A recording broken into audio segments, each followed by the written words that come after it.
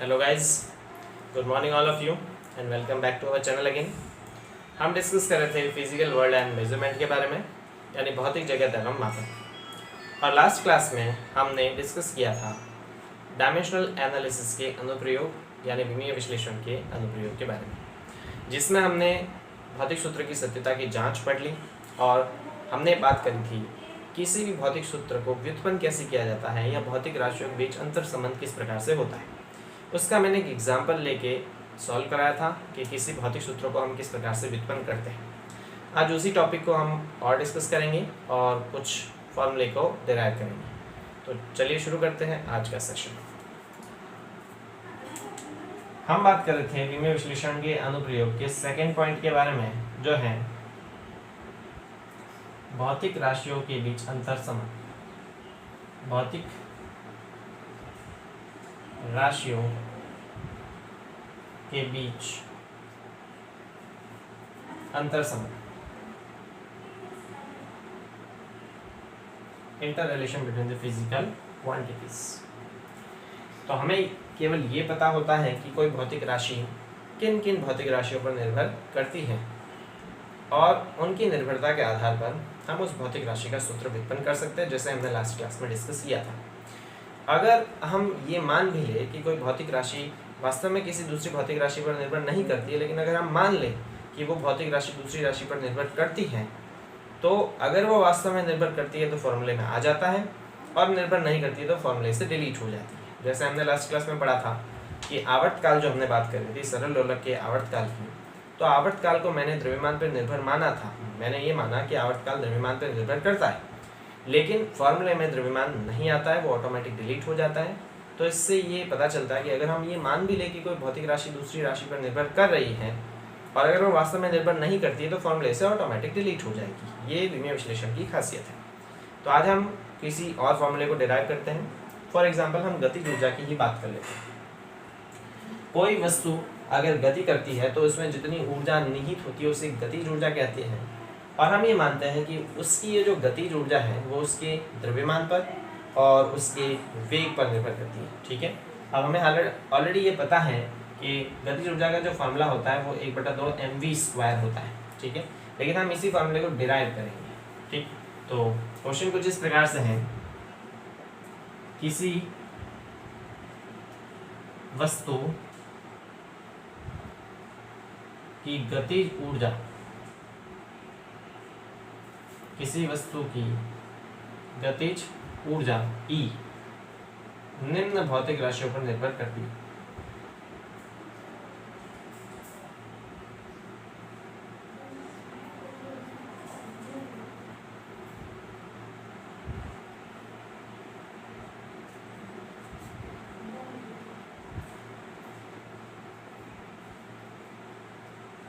और कौन सी भौतिक राशि? पहला है द्रव्यमान, दूसरा है वेग। अब हमें ये पता है कि द्रव्यमान और वेग ही आता है फॉर्मूले में, लेकिन अगर हम ये मान भी लेते हैं कि गतिज ऊर्जा और किसी राशि पर भी निर्भर करती है जो कि नहीं करती, तो वो ऑटोमेटिक डिलीट हो जाती है। मान लेते हैं हम कि वस्तु की जो गतिज ऊर्जा है वो निम्न भौतिक राशि पर निर्भर करती है, उसके द्रव्यमान और वेग पर। अगर दूसरी भौतिक राशि मान भी ले तो वो ऑटोमेटिक डिलीट हो जाएगी। ठीक है, मैं इसका ये एग्जाम्पल नेक्स्ट क्लास में डिस्कस करूंगा।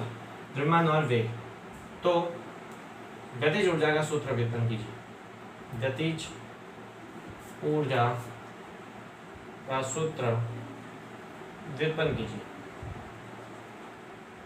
ठीक है, चलिए, तो सबसे पहले हम सॉल्यूशन में कैसे लिखते हैं गाइस? जो भौतिक राशि जिन भौतिक राशियों पर निर्भर करती है उसको उसके समानुपाती लिख देते हैं। तो अगर गतिज ऊर्जा निर्भर करती है द्रव्यमान पे और वेग पे, तो हम उसको समानुपाती लिखेंगे।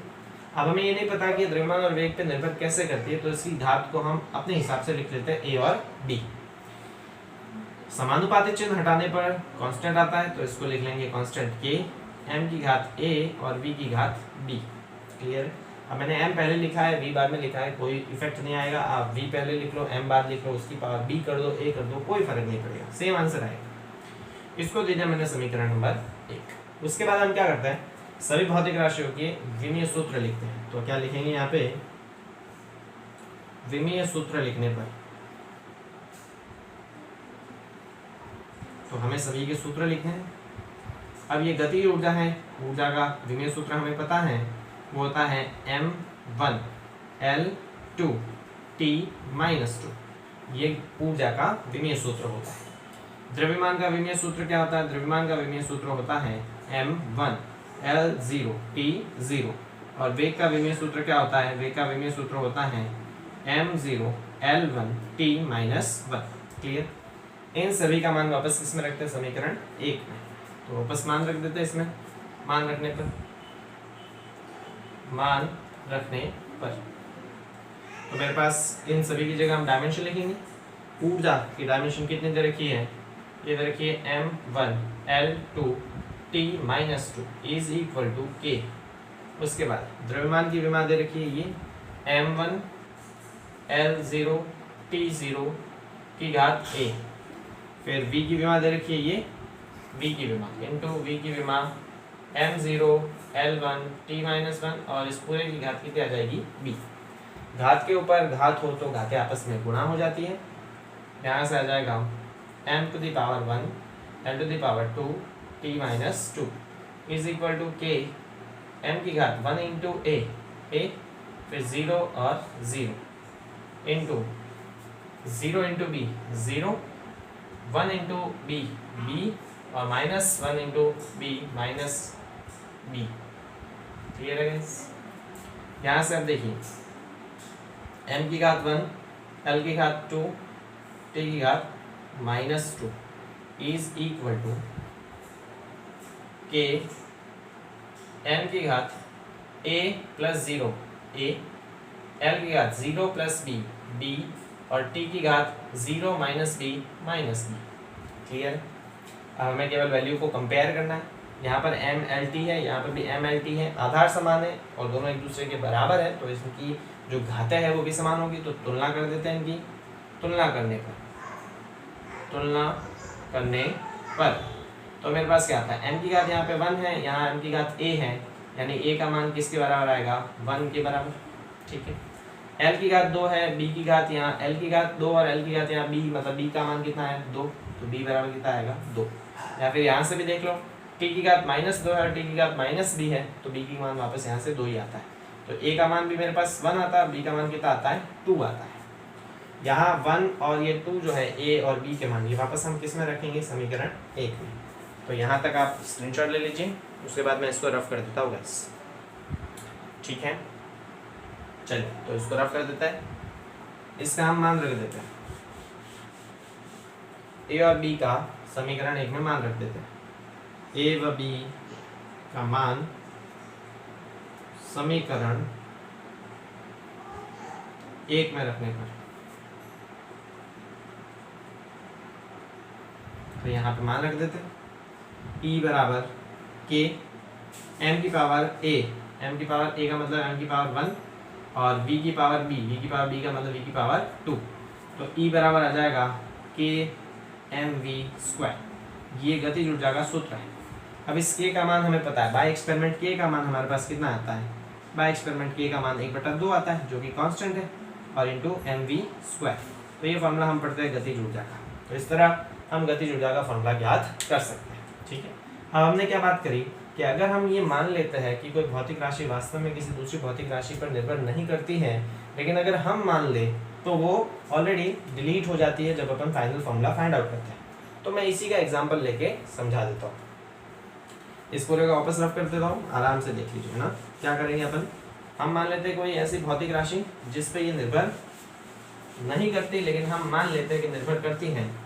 तो उस स्थिति में ये ऑटोमेटिक ही फॉर्मूले से डिलीट हो जाएगा। तो अगर किसी वस्तु की गतिज ऊर्जा द्रव्यमान पर निर्भर करती है, वेग पर निर्भर करती है, ठीक है, और कोई एक और भौतिक राशि अपन मान लेते हैं यहाँ पे बल पर निर्भर करती है, ठीक है, वेग व बल F पर निर्भर करे,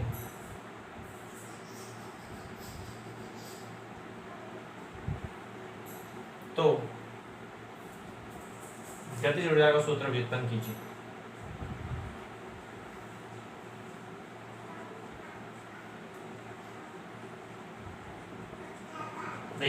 क्या माना अपन ने कि गतिज ऊर्जा द्रव्यमान पर, वेग पर और बल पर निर्भर करती है। बल पर हालांकि निर्भर नहीं करती है, लेकिन हम अगर मान भी ले तो उस स्थिति में ऑटोमेटिक यहाँ से डिलीट हो जाएगा। क्या मानेंगे फिर? सॉल्यूशन उसी तरह से करेंगे। गतिज ऊर्जा निर्भर करती है किस किस पे? द्रव्यमान पे, वेग पे और बल पे। तो इनको समानुपाती लिख दिया। घात हमें नहीं पता है तो मन से लिख दी ए, बी और सी। समानुपाती चिन्ह जब हटेगा तो कांस्टेंट लगेगा, याद आएगा के एम की पावर ए, बी की पावर बी, एफ की पावर सी। इसको दे दिया समीकरण 1। फिर हम क्या लिखते हैं? विमीय सूत्र लिखते हैं। तो विमीय सूत्र लिखने पर ये लिख लेंगे विमीय सूत्र। वापस ई का विमीय सूत्र हमें पता है, m1 L2 T-2।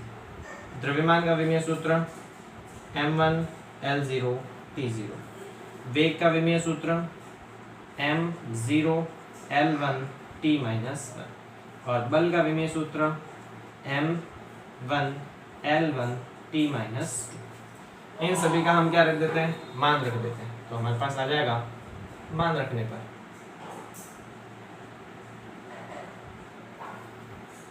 सभी की डायमेंशन लिख देते हैं। ई की जगह ई की डायमेंशन आएगी m1 L2 T-2 is equal to के। यहाँ पर m की डायमेंशन m1 L0 T0 इस पूरे की पावर a। फिर वेग की डायमेंशन m0 L1 T-1 पूरे की डायमेंशन b।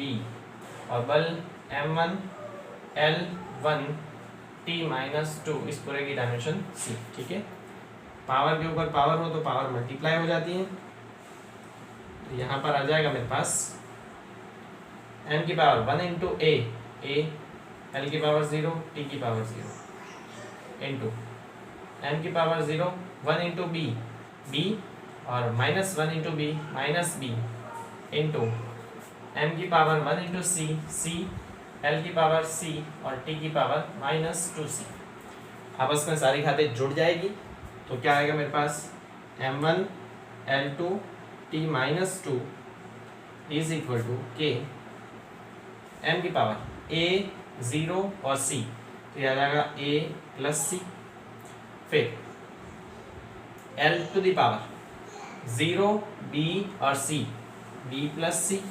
और t to the power 0 minus b minus 2c minus b minus 2c। Clear है गाइस? कंपेयर कर देते हैं। तो अगर आधार समान है तो इनकी घातें भी समान होगी। तो तुलना करने पर यहाँ देखिए m की पावर 1 है, यहाँ m की पावर है a प्लस सी। ठीक है, तो यानी इस a प्लस सी का मान 1 के बराबर आएगा। a प्लस सी का मान किसके बराबर? 1 के बराबर। यहाँ l की पावर 2 है, यहाँ पे l की पावर है b प्लस सी, यानी इस b प्लस सी का मान भी किसके बराबर आएगा? 1 के बराबर आएगा, 2 के बराबर आएगा। ठीक है, अब ये मेरे पास एक समीकरण आ गया, 2 समीकरण है, दोनों समीकरणों को हमें सॉल्व करना पड़ेगा। सॉल्व करने के लिए हम क्या करते हैं? इस समीकरण में से 2 को घटा देते हैं। तो मेरे पास इसको घटाने पर साइन चेंज हो जाएंगे इस प्रकार से। यहाँ हम समीकरण 2 में से इस एक को घटा देते हैं तो इसका साइन चेंज हो जाएगा, ये आ जाएगा माइनस माइनस और ये भी माइनस। तो देखिए c प्लस और माइनस कैंसिल, यहाँ बचेगा b माइनस ए। तो b minus a is equal to 2 में से 1 गया 1। ये एक नया समीकरण आ गया b और a के बीच में। ठीक है, फिर देखिए यहाँ से b प्लस सी, अच्छा t की पावर कंपेयर करते हैं। t की पावर है -2, यहाँ पे t की है -b माइनस 2c, मतलब -b माइनस 2c का मान किसके बराबर है? -2 के बराबर। माइनस सभी में कॉमन, तो b प्लस 2c का मान किसके बराबर आएगा? 2 के बराबर आएगा। क्लियर? यहाँ से हमें ऑलरेडी पता है, देखिए b प्लस सी का मान किसके बराबर है? b प्लस सी का मान 2 के बराबर है। तो यहाँ पे लिख देते हैं b प्लस सी का मान किसके बराबर है? 2 के बराबर है। अब यहाँ c से c को कैंसिल करना है, b का मान निकालना, तो इस समीकरण को 2 से गुणा कर देते हैं। तो इसको 2 से अगर गुणा करेंगे तो मेरे पास क्या आएगा? ये आएगा 2b 2c बराबर 4। तो ये आ जाएगा 2b प्लस 2c बराबर 4। और उसके बाद समीकरण इसमें से इसको माइनस कर देते हैं। तो इसमें से इसको माइनस करेंगे तो मेरे पास क्या आएगा? ये ऊपर वाला ये माइनस, ये भी माइनस और ये माइनस। 2c से 2c कैंसिल, 2b में से b गया तो b और 4 में से 2 गया तो 2, मतलब b का मान कितना आया मेरे पास? 2 आया। क्लियर? b का मान मेरे पास 2 आया। हमें निकालना है किसका? ये b का मान आ गया, यहाँ से a का मान आ जाएगा। फिर देखिए b माइनस ए बराबर दे रखा है 1, तो यहाँ से b का मान कितना आया 2, so 2 minus a is equal to 1, ये a उधर जाएगा, a किधर आएगा, तो यहाँ से a का मान कितना आएगा 1 आएगा, आया, ये a का मान आ गया और b का मान आ गया, c का मान निकालेंगे इन्हीं समीकरण से। ये देखो a प्लस सी बराबर 1 माइनस 1 दे रखा है, तो a प्लस सी बराबर दे रखा है माइनस का 1, a का मान है 1, तो ये आ जाएगा 1 plus c is equal to minus 1, ये माइनस 1 इधर आएगा, ठीक है, ये माइनस 1 दे रखा है, तो a का मान मेरे पास कितना आ गया, a का मान आ गया 1, b का मान आ गया 2। अब इस a और b से हम किसका मान निकालेंगे, c का मान निकालेंगे। यहाँ तक आप लिख लीजिए, उसके बाद मैं इसको रफ कर देता हूँ, अपन c का वैल्यू फाइंड आउट करते हैं। तो हम a और b की वैल्यू से c की वैल्यू फाइंड आउट कर सकते हैं। देखिए यहाँ पे, देखिए यहाँ पर भी है a प्लस सी, तो a प्लस सी का मान किसके बराबर 1 के बराबर, सो a प्लस सी बराबर अगर 1 है और a का मान मेरे पास कितना है 1 plus c is equal to 1, तो 1 से ये c उधर जाएगा, a किधर आएगा, तो यहाँ से c का मान कितना आ जाएगा 0, तो हमारे पास a का मान आता है 1, b का मान आता है 2, c का मान आता है 0, तीनों का मान आ गया। इन तीनों के मान वापस अपन किस में रखते हैं, समीकरण 1 में, तो हमें इक्वेशंस मिलेगी, उन इक्वेशंस को हमें सॉल्व करना होगा, ठीक है। चलिए, तो इनके वैल्यू अपन वापस इक्वेशन फर्स्ट में रख देते हैं, मैं इसको रफ कर देता हूँ। तो a b c के मान इक्वेशन फर्स्ट में रख देते हैं, a b व c का मान रखने पर तो यह आ जाएगा e बराबर k m की पावर a का मान कितना है 1, v की पावर b का मान कितना आया 2, और f की पावर c का मान कितना 0। किसी की भी पावर 0 मतलब उसकी वैल्यू 1 आएगी, तो यहाँ से ये f हट जाएगा, m की पावर 1 और v की पावर 2 यानी mv² आएगा। हमने क्या माना था कि ये बल पर निर्भर करता है, जो कि हमें पता नहीं करता है, लेकिन फिर भी अगर हमने माना ये बल पर निर्भर करता है, तो ये मानने पर भी ऑटोमेटिक इस समीकरण से डिलीट हो जाएगा। अगर कोई भौतिक राशि वास्तव में दूसरी भौतिक राशि पर निर्भर करती है तो इस फॉर्मूले में आएगी, और नहीं करती है और हम मान भी ले तो वो यहाँ से ऑटोमेटिक डिलीट हो जाएगी। तो देखिए इसकी घात 0 आ गई, मतलब ये डिलीट हो गया, और हमारे पास फाइनल फार्मूला वापस वही निकल के आता है जो आता है 1/2 mv²। इस k का मान हमें 1/2 प्राप्त होता है बाई एक्सपेरिमेंट, ठीक है। तो इस प्रकार हम किसी भी भौतिक राशि की निर्भरता को दूसरी भौतिक राशि पर ज्ञात कर सकते हैं और इससे उस भौतिक राशि का सूत्र व्युत्पन्न कर सकते हैं। इससे अगले वाले वीडियो लेक्चर में हम इसी टॉपिक पे 1-2 न्यूमेरिकल क्वेश्चन और सॉल्व करेंगे और इसको बहुत अच्छी तरह से समझेंगे। तो मिलते हैं गाइस अगले वीडियो लेक्चर में। Thank you so much.